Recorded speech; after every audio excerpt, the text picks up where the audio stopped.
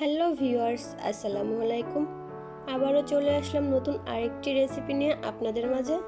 আজকে আমি তৈরি করে দেখাবো বাঙালির ট্রেডিশনাল পুঁই চিংড়ির রেসিপি। আর খুব সহজে এটা কিভাবে সুস্বাদু করে তৈরি করা যায় চলুন সেটা দেখে নেওয়া যাক। এর জন্য আমি এখানে এক আটি কচি পুঁইশাক নিয়ে নিয়েছি। আর পুঁইশাকটা খুবই ফ্রেশ, দেখেই বুঝতে পারছেন। আর ফ্রেশ জিনিস দিয়ে রান্না করলে কিন্তু এর টেস্টটা খুবই ভালো আসে। পুঁই শাকটা আমি খুব সুন্দর করে কেটে ধুয়ে পরিষ্কার করে রেখে দিয়েছি।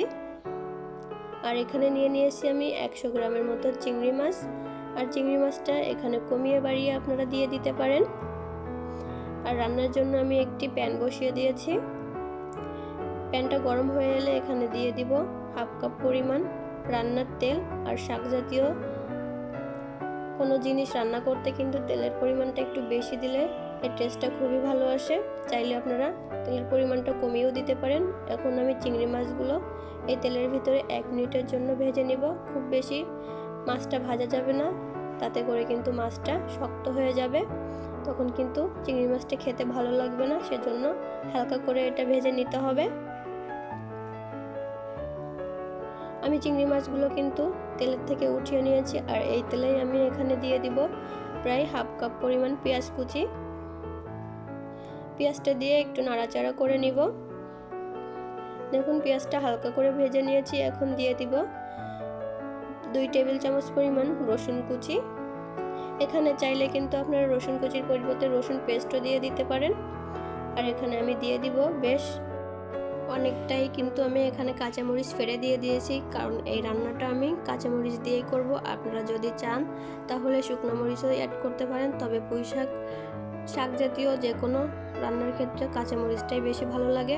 এখানে দিয়ে দিয়েছি স্বাদ মতো লবণ। আর দিয়ে দিয়েছি 1 চা চামচ পরিমাণ হলুদের গুঁড়া। দিয়ে খুব ভালোভাবে মশলাটা কষিয়ে নিয়েছি।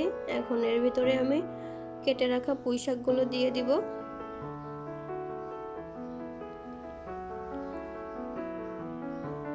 দিয়ে আমি হালকা করে নেড়েচেড়ে এটা ঢাকনা দিয়ে ঢেকে দিব। আমার ভিডিওটি যদি আপনাদের ভালো লেগে থাকে অবশ্যই আমার চ্যানেলটি সাবস্ক্রাইব করে দিবেন এবং পাশে থাকা বেল আইকনটি প্রেস করে অল অপশন ক্লিক করে দিবেন। এতে করে আমি যখনই কোনো নতুন ভিডিও আপলোড করব সঙ্গে সঙ্গে নোটিফিকেশন পেয়ে যাবেন। আর সামান্য পরিমাণ চিনি উপর থেকে দিয়ে দেব, এতে করে শাকের কালারটা খুব সুন্দর থাকে। চাইলে আপনারা স্কিপও করতে পারেন। এবার ঢাকনা দিয়ে ঢেকে আমি এটা সফট হওয়ার জন্য রেখে দিব। দেখুন শাকটা কমে কিন্তু অনেকটা অল্প হয়ে এসেছে। এখন নাড়াচাড়া করে দিব। শাক জাতীয় জিনিস কিন্তু রান্নার পরে একদম অল্প হয়ে যায়।